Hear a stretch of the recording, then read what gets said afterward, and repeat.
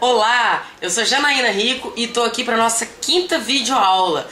Então, assim, o curso está desenvolvendo, acredito eu que você já está aí na sua casa, já pensou na história que você vai escrever, em que local ela vai se passar, quais serão seus personagens e já fez o seu roteiro.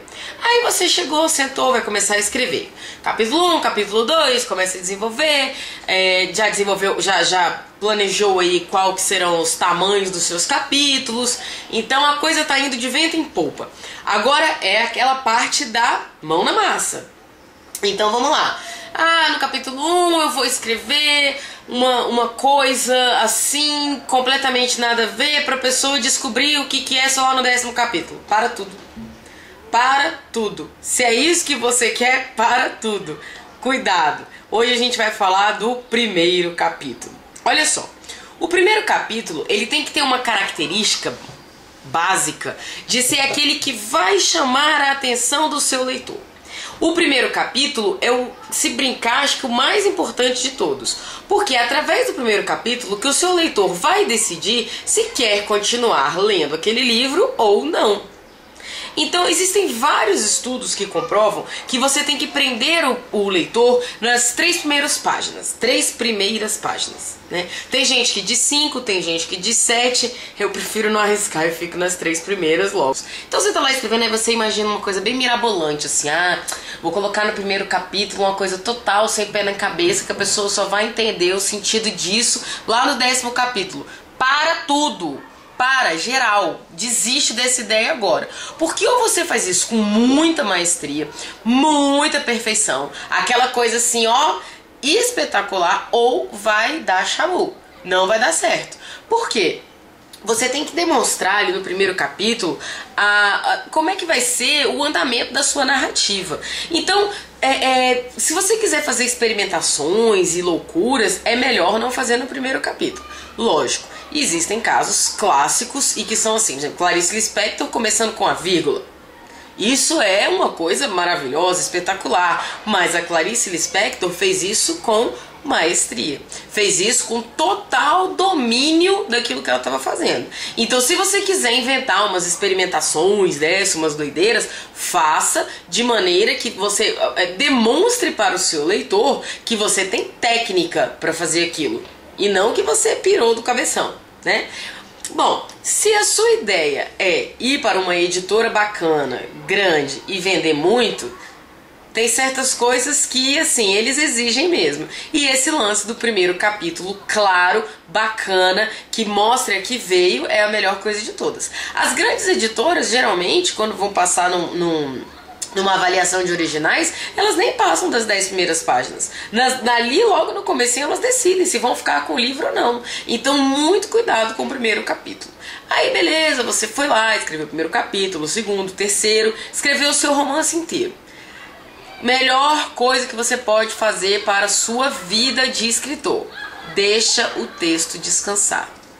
O texto precisa descansar. Se você já quer, na hora que você colocou o fim, sair mandando para todo mundo, mandar para editora, mandar não sei o que, não respirar, não reler, quando você for reler aquilo ali, você vai ver assim, meu Deus, como eu deixei passar tantos furos, como eu deixei passar tantos erros, como eu queria poder ter mudado isso, como eu queria poder ter mudado aquilo. Então deixa o texto respirar, calma. Eu sei que é difícil, eu sei que todo escritor, principalmente os iniciantes, fica com aquela agonia, aquela coceira, aquela vontade de publicar logo, de ver o texto logo. Mas a literatura é uma coisa que exige paciência. E aí a coisa começa a ficar difícil. Não é todo mundo que tem. Mas você tem que deixar ele ali, quietinho. Daí uma semana, 10 dias, 15 dias, eu espero quase 2 meses, quando eu posso. Às vezes eu não posso, às vezes eu tenho prazos. Mas quando eu posso, pelo menos uns 2, 3 meses. E aí eu vou reler meu texto. Porque daí eu já esqueci das coisas que eu escrevi. Meu olho não vai mais estar viciado. Eu vou ter como ver aquele livro como o leitor irá ver, né? É esse meu objetivo de quando eu falo, deixa o texto respirar. Aí você, depois de um determinado tempo, vai lá e vai reler o seu texto. Ótimo, perfeito. Ah, descobri um furinho ou outro aqui, tô refazendo, tô remontando e tal, não sei o que. Acabou, fim, beleza. Vou lá no Facebook e coloco, acabei de escrever meu livro, né? Isso todo mundo faz. Ok, e agora? Tchan, tchan, tchan, tchan. E agora o que fazer? Gente, existe uma coisa que não adianta. Você tem que gastar dinheiro, você tem que contratar alguém e tem que contratar alguém decente antes de mandar para as editoras. Mande para um revisor ou para um leitor crítico, né? São papéis completamente diferentes. O revisor, ele vai cuidar da gramática mesmo do seu texto. Se você escreve um romance, é impossível que não passem erros. Impossível. Erro de digitação, erro gramatical, erro de concordância, erro de tudo quanto é tipo.